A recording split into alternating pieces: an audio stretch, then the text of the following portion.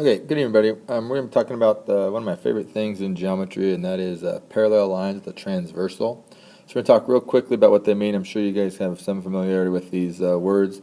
For the first one, I should say, parallel lines are two lines that never cross. Okay, so two lines that never cross. You could also say that they have the same slope. Okay, two lines that never cross, and they have the same slope. Perpendicular lines. Perpendicular lines, they cross. There are two lines that cross at 90-degree angles. Okay, so they make a 90-degree angle. And the last word we're going to talk about today is a transversal. And a transversal is a line that crosses two parallel lines. Now, it can cross at a perpendicular or it doesn't have to be perpendicular, but transversal is a line that crosses two parallel lines. Okay, that's it for vocab. Let's talk about the next slide. Okay, so here we have two parallel lines, and the lines that are parallel is A is parallel to B. So line A here is parallel to B.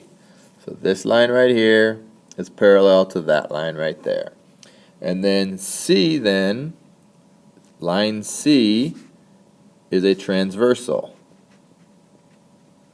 because C is a line that crosses two parallel lines. When a line crosses two parallel lines, it creates 8 angles, which I have numbered here. These angles have some special things about them.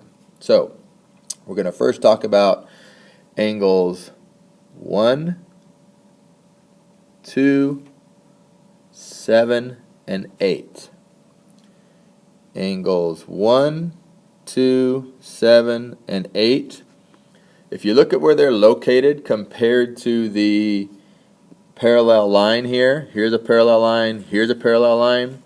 These two are outside the parallel line, and these two are outside the parallel lines. So then we call these lines, things that are outside your house are external. So those are external angles. Okay, external angles. So then with that same respect, we're going to take a look at 3, 4, 5, and 6. And 3, 4, 5, and 6 are internal angles. Okay? So we have external angles and internal angles. And then the last thing has to do with the transversal. Okay, so this is super important.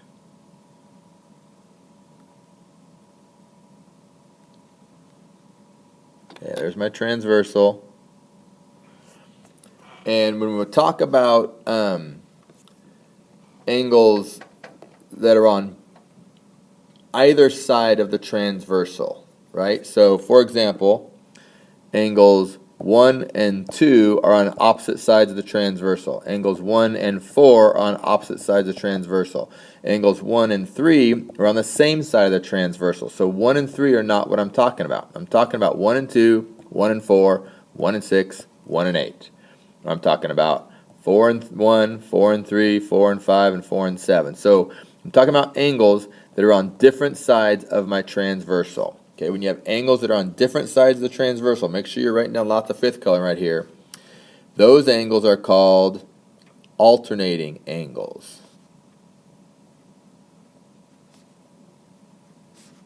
Alternating angles are on different sides of the transversal. Okay, they also are on different parallel lines, and we'll talk about that in a minute. Okay, so there's some more vocabulary. So line A is parallel to line B. Line C is a transversal.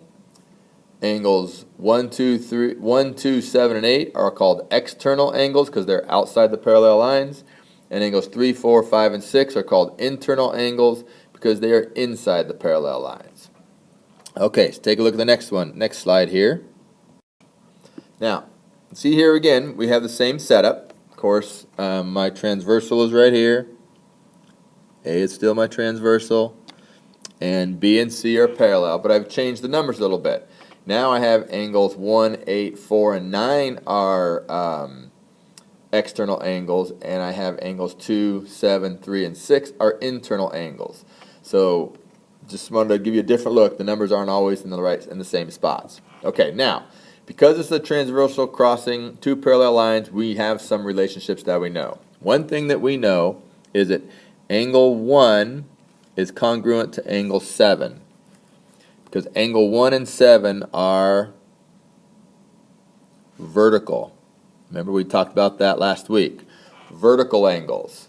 So if angle 1 and angle 7 are vertical angles, so are angles 3 is congruent to angle 6, because they are also vertical angles. Okay? So 1 and 7, 3 and 6 are all vertical angles. So with that respect, angle 2 is congruent to angle 8, because they're vertical angles.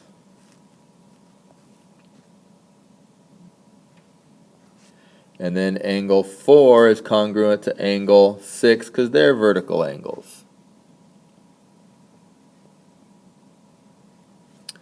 And I did that green one wrong. Let me check that. It should be angle 3 and angle 5, not angle 6.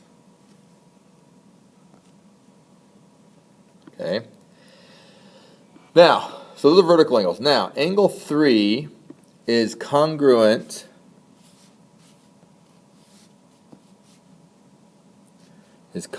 to angle 7. And the reason angle 3 is congruent to angle 7 is because they're called, first of all, they're on different sides of the transversal.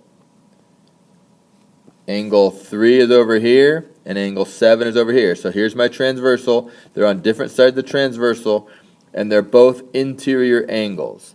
So angle 3 and angle 7 are congruent because they are alternating internal angles. Alternating internal angles. All right. Now, if we look at angle 4, it also is congruent to something. This time it's an exterior angle, and if we see what other exterior angle is on the transversal, I see that angle 8 is. So angle 4 is congruent to angle 8 because they are alternating exterior angles. So what I can do here is I can look at my relationships and I say, okay, this angle here is congruent to this angle here. Excuse the interruption.